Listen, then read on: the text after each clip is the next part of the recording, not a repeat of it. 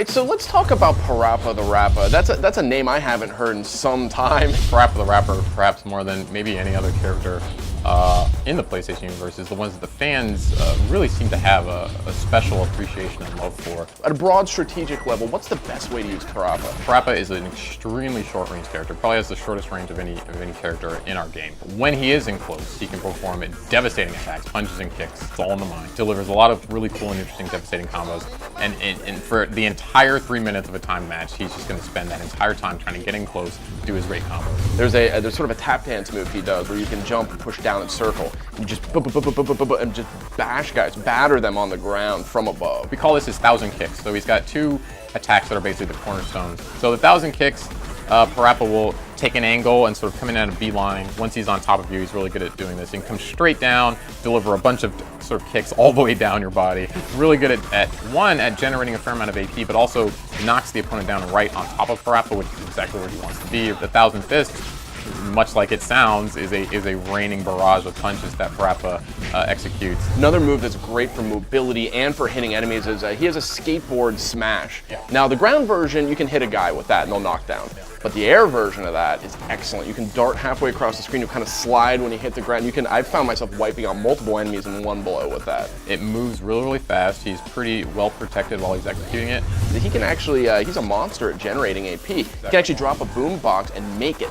One of the few characters I've seen have that kind of control over their energy level. The side effect of that, of course, is then he has to protect that space because anyone can come in and pick up those AP balls.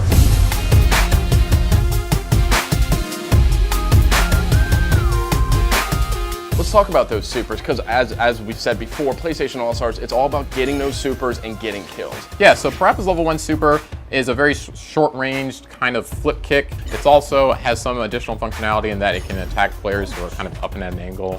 Parappa. It doesn't have the best range, but it is one of the lower supers in terms of cost. But the level 2 is, I think, one that a lot of people are going to be going for. It's a go-to super. Yeah. Hops on his skateboard and he basically blitzes through the level, and you have some control over him. If you can catch opponents sort of all in a corner, Hades, I think, has a lot of these little sort of nooks and crannies where you can sort of take guys by surprise, and you limit their escape routes very early by sort of moving out to the side, activating the super, and then coming at them while they're all sort of trapped in a corner.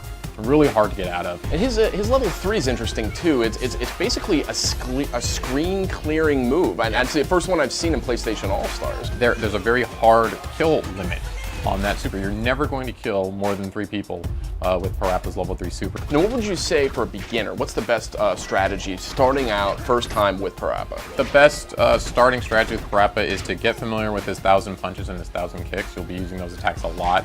Players who like pushing buttons, players who like believing in themselves, all of those, I think, attributes lend themselves really well to being a Parappa player.